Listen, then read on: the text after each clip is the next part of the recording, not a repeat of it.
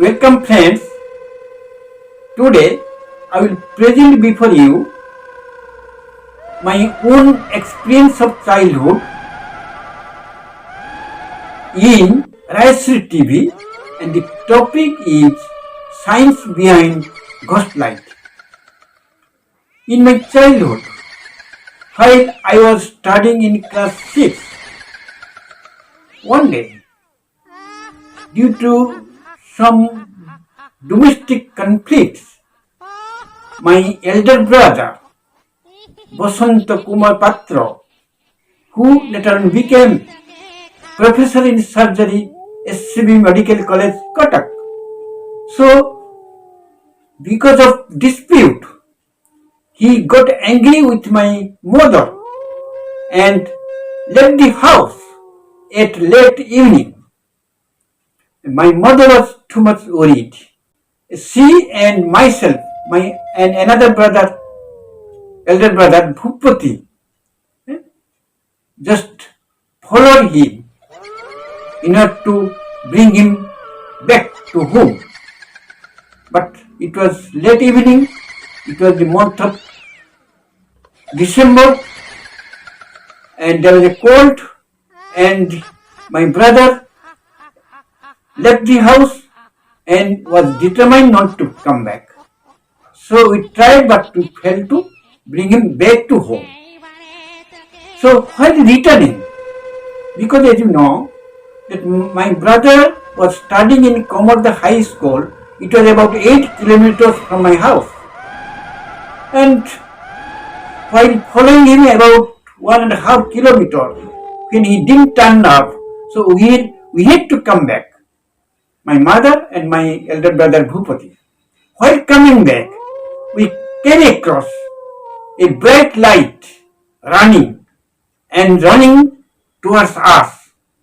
My mother could see it and told us that please run, because it is a ghost light and that may kill us. So we ran with life. We ran first to home. After reaching at home, I asked my mother, "So is it ghost light?" She told me, yes, it's very much ghost light, and it could have caught us and may kill us. So that was in my mind. But when I studied science, I came to know that there is a science behind ghost light. Actually, what happens in the old days, in my childhood days, so to say, when a person dies, man or woman, so the people of the village, they cremate. That means they burnt the dead body into fire in the cremated ground of the village, about 1.5 kilometers away from the village, in a lonely ground. So after burning into fire, the body, the flesh, all these things turned into ashes. But the skeleton and the bony head remained as such, without any destruction. So when it becomes cold, so what actually happens? At that time, because of the thick forests, there are abundant hawks or jackals in our nearby forests. So in the night, because as you know, jackals are nocturnal, so they usually come out in the night. In the daytime they hide. So in the night they come out and they go to crematorial ground, and they prefer or they love to eat the dried, cooled bone of the dead bodies. Since the skeleton or the dead or bony head that contain calcium phosphate, calcium carbonate, calcium chloride, also some sort of salt, that is sodium chloride, but especially the calcium sulfate, while taking or while eating the bones, so of the portions or some of the parts of the calcium sulfate remains inside its mouth without fully absorbed. Because this calcium phosphate, when come in contact with the saliva of the mouth of the fox or jackal, they become soluble. And that soluble calcium phosphate become phosphorus and in the form of red phosphorus. The red phosphorus, because it's already I told that the jackals or the foxes are the nocturnal animals.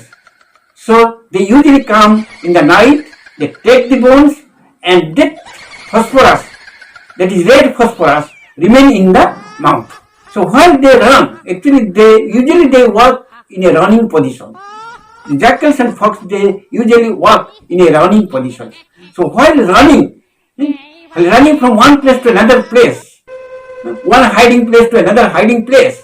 So this phosphorus, specifically or especially the red phosphorus, when coming in contact with the air, they take fire. They in a bright form, very bright fire. They look like bright flame. So while running, we see, but we feel that the light is running because we could not see the fox or jackal in the night, but only we could see the light, that is bright light, what we call phosphorescent light. So this light, that means I told you that red phosphorus when come in contact with atmospheric air or oxygen, they ignites into light or flames. So that seems that the light is running, but actually the fox with light were running. So what actually happens?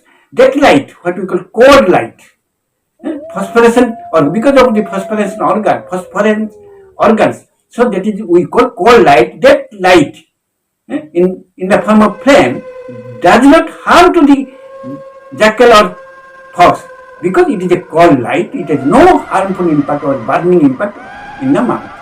So this is actually the story, but we believe that in the night the ghost light moves and we feel we are afraid and that may kill us. But actually what is happening nowadays, the jackals, the population of jackals and foxes are very less, they have become endangered species. They are very rare species. So we do not, because of the cutting of the forest, there is no forest. Since there is no forest, the numbers are very less.